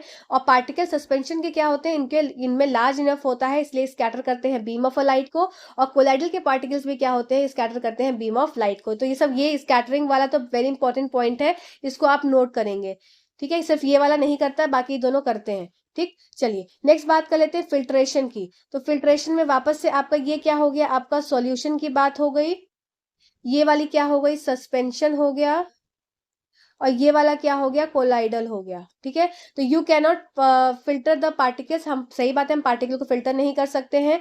जैसे कि अगर मैं एग्जाम्पल की बात करूं आपको, इसमें सॉल्ट और वाटर क्या अलग अलग कर सकते हो, नहीं कर सकते हो। सस्पेंशन में क्या हो जाएगा, पार्टिकल को फिल्टर कर सकते हैं, डस्ट को अलग कर सकते हैं, आप चौक को अलग कर सकते हैं। कोलाइडल में क्या है, you can not particles the filter, आप क्या मिल्क को अलग कर सकते हो, तो नहीं कर पाओगे मिल्क को अलग, ठीक है। तो ये भी पॉइंट आपको इसमें याद रखना है। आइए अब हिंदी में देख लेते हैं, बिल्कुल भी चिंता नहीं करेंगे, हिंदी इंग्लिश को दोनों में साथ में लेके चलना है मैंने इस बार, तो किसी को भी दिक्कत अब तो नहीं आनी चाहिए, ठीक है। वास्तविक विलयन क्या हो जाता है, ये स्वच्छ पारदर्शी और समांगी होते हैं, ठीक है। फिर ये कम पारदर्शी और विषमांगी होते हैं, ठीक है। इनके कण फिल्टर पेपर, वनस्पति तथा जानत्व झिल्ली से गुजर जाते हैं। फिर इनके कण क्या है, फिल्टर पेपर से तो गुजर जाते हैं, लेकिन वनस्पति तथा जानत्व झिल्ली से नहीं गुजर पाते, ठीक। फिर इनके कणों को अल्ट्रा सूक्ष्मदर्शी की सहायता से भी नहीं देखा जा सकता, और इनको क्या करते हैं आप देख सकते हैं। फिर इन कणों को अधिक शोषण नहीं या न्यूनतम दर्शाते हैं, फिर ये क्या है, इनके कण उच्च अधिशोषण दर्शाते हैं। फिर नेक्स्ट बात क्या आ जाएगी,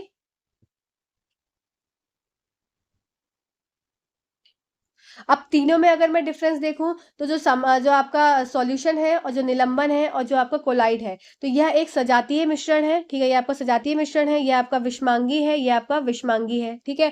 फिर कणों का आकार बहुत छोटा होता है, कणों का आकार बड़ा होता है, कणों का आकार ना तो बहुत छोटा होता है ना ही बहुत बड़ा होता है, ठीक है। ये आपको इस वाली स्लाइड से ज्यादा आपको समझ में आ रही होंगी चीजें, ठीक है।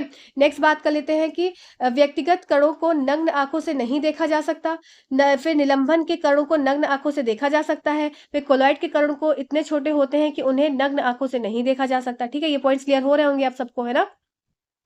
चलिए, फिर कण स्थिर है, फिर जब उन्हें शांत छोड़ दिया जाता है तो वे स्थिर नहीं रहते। मतलब क्या है इसमें कि मतलब जैसा है, जैसे कण प्रेजेंट है वैसे ही रहेंगे, कुछ ऐसा नहीं है कि नीचे आके सेटल आउट हो जाएंगे, ठीक है। कण स्थिर नहीं होते, कुछ समय बाद ये शांत हो जाते हैं। मतलब क्या है, जैसे कि आप इसको ऐसे घुमाएंगे तो क्या है, ये कण ऐसे से मूव कर रहे हैं, पर जैसे ही थोड़ी शांति हो जाएगी, थोड़ा आप सेटल करेंगे तो ये कण क्या है, नीचे इस तरह से इकट्ठे हो जाते हैं। ये बात यहाँ समझाई गई है। कण स्थिर है, जस्ट अ सेकेंड, हाँ, कण स्थिर है, जब उन्हें शांत छोड़ दिया जाता है तो वे स्थिर नहीं होते। मीन्स क्या है कि मतलब स्थिर नहीं होते का ये मतलब नहीं है कि नीचे जाकर सेट नहीं होते, मेन बात क्या है कि इसमें सेटल नहीं होता, मेन चीज क्या है, इसमें सेटलमेंट नहीं है। विलयन के कण प्रकाश का प्रकीर्णन नहीं करते, ठीक है, और ये क्या करते हैं, ये करते हैं। फिर कण प्रकाश के किरण को बिखरने के लिए काफी बड़े होते हैं, ठीक है। तो ये सब पॉइंट्स भी आप यहाँ पर याद रखेंगे। कण फिल्टर पेपर से गुजर जाते हैं इनके, और इनके कण फिल्टर पेपर से नहीं गुजरते। फिर कण फिल्टर पेपर से गुजरने के लिए काफी छोटे होते हैं, इसलिए कणों को निष्पादन द्वारा अलग नहीं किया जा सकता, इनको निष्पादन द्वारा अलग किया जा सकता है। फिर उदाहरण क्या हो जाएगा, इनका उदाहरण हो जाएगा नमक और पानी, चीनी और पानी का घोल, चाक और पानी, रेत, दूध और खून। ये सब क्या हो गए, आपके कोलॉइड्स के एग्जाम्पल हो गए, और ये आपके सस्पेंशन के, और ये आपके उसके क्या बोलते हैं, सॉल्यूशन के। अब ये एक तरह से मैंने सम अप कर दिया है, जो मैंने सारे आपको अभी डिफरेंसेस के फॉर्म में बताया है। अब मैंने इसको सम अप कर दिया, जिससे कि आप इसको सारी चीजों को सम अप करके समझ पाए। ये ट्रू सॉल्यूशन क्या है, is a homogenous mixture of two or more substances. इसमें क्या है, होमोजेनस मिक्सचर होता है दो से अधिक सब्सटेंसेस का, जैसे पानी, चीनी, नमक, पानी। तो ये सब क्या हो गया, आपका सॉल्यूशन हो गया, जिसमें लेस देन 1 नैनोमीटर का साइज के पार्टिकल्स होते हैं। सस्पेंशन क्या हो जाएगा, solution is a heterogeneous mixture two or more substances where solid particles does not dissolve and remain suspended throughout the solution. The particles are more than 100 nanometer. Since the particles are large, they scatter the ray of light. You can easily pass the ray through this solution. Particles in suspension can easily be separate using the filtration method. ठीक है, इसका example देखो, ये बहुत example important है। Aerosol एक तरह का सस्पेंशन है लिक्विड ड्रॉपलेट्स इन गैस का। ठीक है, ये इंपॉर्टेंट एग्जाम्पल है, इसलिए यहाँ डाला है। Colloids is a mixture of one or more substances split into a very minute particle. ठीक है, the minute particles are not colloidal particles. We can say that colloids are basically solution in which solid particles। बस समझ गए आप लोग colloids को भी। ठीक है, हिंदी में भी यही है। सच्चा विलयन दो या दो से अधिक पदार्थों का सजातीय मिश्रण होता है। कणों का आकार इसमें 1 नैनोमीटर से कम होता है। निलंबन क्या है, समाधान दो या दो से अधिक पदार्थों का विषम मिश्रण है, जहां विलय कण घुलते नहीं है और पूरे समाधान में निलंबित रहते हैं। ठीक है, कण 100 नैनोमीटर से अधिक होते हैं। चूंकि कण बड़े होते हैं, इसलिए वे प्रकाश की किरणों को बिखेर देते हैं। आप विलयन के माध्यम के किरण का मार्ग आसानी से देख सकते हैं। निलंबन समाधान के कणों को निष्पादन विधि का उपयोग करके आसानी से अलग किया जा सकता है। निलंबन समाधान के सामान्य का उदाहरण हो जाएगा चौक और पानी का मिश्रण। और एरोसोल का भी एग्जाम्पल आप याद रखेंगे। ठीक है, फिर आ जाए कोलॉइड्स। देखो, कोलॉइड्स में ना आप ये बात जरूर याद रखना कि ये टिंडाल इफेक्ट शो करते हैं कोलॉइड्स। इसी इसमें कैनोपी ऑफ फॉरेस्ट भी बताया गया आपकी एनसीईआरटी बुक्स में। ठीक है, जब मैं एनसीईआरटी कराऊंगी ना, तो उसमें ये सब पॉइंट्स भी ऐड कर दूंगी। कैनोपी ऑफ फॉरेस्ट से देखा जा सकता है आपका टिंडाल इफेक्ट। ठीक है, और आपका जो कोलॉइड्स है वो टिंडाल इफेक्ट शो करते ही है। तो ये सब पॉइंट्स आपको याद रखने हैं। नेक्स्ट बात, the chemical name of vitamin C is. Vitamin C का आपका केमिकल नेम हो जाता है आपका स्कॉर्बिक एसिड। आइए सब चीजों को हम समझ लेते हैं। टार्टरिक एसिड आपका कहाँ प्रेजेंट होता है, टैमरिंड में, इमली में। ठीक है, फिर आपका सिट्रिक एसिड का सिट्रस फ्रूट्स में प्रेजेंट होता है, जैसे ऑरेंज वगैरह हो गया। ठीक है, चलिए आइए इसके सारे केमिकल नेम्स जान लेते हैं, हिंदी में फिर इंग्लिश में। विटामिन ए को रेटिनॉल के नाम से जानते हैं, विटामिन बी को थायमिन, विटामिन बी2 को राइबोफ्लेविन, विटामिन बी3 को निकोटोनोमाइड, निकोटिनामाइड। फिर विटामिन बी को आपको विटामिन बी5 को आप जानते हैं पैंटोथेनिक अम्ल, फिर विटामिन बी6 को पैराडॉक्सिन, विटामिन बी7 को बायोटिन। ये सब नाम आपको याद रखने पड़ेंगे एग्जाम के लिए। विटामिन बी11 को फॉलिक अम्ल। ठीक है, फिर आपको vitamin C ascorbic acid, vitamin D calciferol, फिर विटामिन ई आपका टोकोफेरॉल, विटामिन के आपको फेलोक्विनिन। ठीक है, फिर ये आपके सारे हिंदी में इस तरीके से भी मैंने एक चार्ट में बना दिया है, जिससे कि आप एक तरफ से अगर देखना चाहें तो उसको आप देखकर रिवाइज कर सकते हैं। ठीक है, नेक्स्ट बात कर लेते हैं कि अब कुछ कुछ बीमारियां हैं जो कि विटामिन से होती है, जैसे कि विटामिन बी1 से होने वाली बेरी बेरी हो गई। ठीक है, विटामिन ए से होने वाली रतौंधी हो गई मेन। फिर आपकी विटामिन के आपको रक्त का थक्का जमने में बहुत ज्यादा हेल्पफुल होता है। फिर आपकी विटामिन ई को क्या बोलते हैं ना, आपको ब्यूटी विटामिन भी बोलते हैं। जनन क्षमता की कमी, मतलब आपकी इनफर्टिलिटी हो जाती है। ठीक है, फिर आपका सूखा रोग, आपका ऑस्टियोमलेशिया, विटामिन डी। फिर विटामिन सी की कमी से स्कर्वी। फिर विटामिन बी की कमी से क्या हो जाता है, आपका रक्त पतला हो जाता है, मतलब विटामिन बी12 आपका लगभग आपका ब्लड की कमी का ही एक तरह से डिफिशियंसी डिजीज है। फिर आपका विटामिन बी6 क्या है, आपका चर्म रोग है, पेशी ऐठन है। ठीक, विटामिन बी5 वेरी इंपॉर्टेंट है, पेलेग्रा रोग देकर जाता है। विटामिन बी3 आपका चर्म रोग है एक तरह से। फिर आपका ऐसे विटामिन बी1 आपने देख लिया। ठीक है, चलिए नेक्स्ट स्लाइड पे चलते हैं। नेक्स्ट स्लाइड है हमारी, ये आपकी एनसीईआरटी का एनसीईआरटी क्लास 8 या क्लास 6 का ही ये वो है, एक इमेज है। तो आपको इसमें एज सच इसको ऐसा का ऐसे ही याद करना है। Vitamin A loss of vision होता है, विटामिन बी1 बेरी बेरी है, विटामिन सी स्कर्वी है, विटामिन डी रिकेट्स है, जो भी हमने हिंदी में देखा था वही सब हम यहाँ देख रहे हैं, थोड़ा एक आध दो अलग है। जैसे कैल्शियम से बोन डिके हो जाता है, ग्वाइटर आयोडीन की कमी से होता है, आयरन की कमी से एनीमिया होता है। तो ये एक बार आप देख लेंगे। ठीक है, चलिए अब ये आपको इंग्लिश वाले, क्योंकि इंग्लिश वाले बोलेंगे कि आपने हिंदी में लिखा सब, तो इंग्लिश वाले आप लोग के लिए ये सारी केमिकल नेम्स जो कि आपको इंपॉर्टेंट है याद करना। Vitamin A, retinol, D, calciferol, E, tocopherol, K, phylloquinone, B1 thiamine, riboflavin, niacin, pantothenic acid, pyridoxine, biotin, folic acid, cyanocobalamin और एस्कॉर्बिक एसिड, ये आपको इंग्लिश में सारे मिल गए। ठीक है, और फिर एक लास्ट क्वेश्चन आज का हमारा कि a cube of ice is floating in water contained in a vessel when ice melts the level of water is, कि एक बर्तन में रखे पानी में बर्फ का एक टुकड़ा तैर रहा है, जब बर्फ पिघलती है तो बर्तन में पानी का स्तर क्या होता है। तो इसमें आपका उत्तर हो जाएगा इसका ऑप्शन नंबर 3 कि ये रिमेन अनचेंज, ये परिवर्तित नहीं होगा। आइए इसको समझ लेते हैं कि क्यों परिवर्तित नहीं होगा।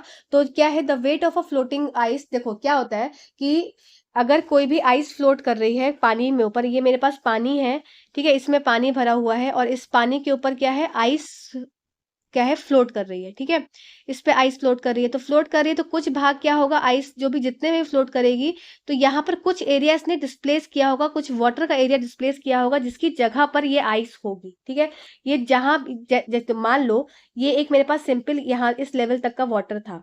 ठीक है, जैसे ही मैंने क्या किया, इसमें आइस डाली, समझेंगे बात को, जैसे ही मैंने इसमें आइस डाली तो इसमें क्या है, इसने कुछ एरिया को डिस्प्लेस आउट किया होगा, पानी की जगह को लिया होगा और अपनी जगह बनाई होगी। अब जैसे ही ये इसमें पिघलेगा तो इसने जो डिस्प्लेस्ड आउट वाटर तो पहले ही कर दिया था, तो जो डिस्प्लेस्ड आउट वाटर को डिस्प्लेस किया था उसी जगह पे तो वो पानी आ गया, मतलब बर्फ आ गई। तो वही चीज यहाँ पे लिखी है, the weight of a floating ice is equal to the weight of a water displaced by it, so when the ice melts the volume of water produced by the melting ice is equal to the volume of water displaced. जितना उसने space लिया था उतना ही तो उसने पानी displace किया, तो इसलिए उतनी जगह पे वो आ जाएगी, समझ जाएगी। Hence the level of water does not change and the correct answer will be C. तैरती हुई बर्फ का भार उसके द्वारा विस्थापित पानी के भार के बराबर होता है, इसलिए जब बर्फ पिघलती है तो पिघलती बर्फ से उत्पन्न पानी की मात्रा बर्फ के टुकड़े द्वारा विस्थापित पानी की मात्रा के बराबर होती है, इसलिए पानी का स्तर नहीं बदलता है और यही इसका सही विकल्प है। ठीक है, आई होप ये आपको चीजें समझ में आई होगी और ये लेक्चर आपको कैसा लगा ये जरूर बताइएगा। साथ ही साथ कोई डाउट हो तो पूछिएगा। तब तक के लिए धन्यवाद, चैनल से जुड़े रहिए, चैनल को सब्सक्राइब कर दीजिए और कमेंट सेक्शन में कमेंट जरूर करिएगा। Thank you so much.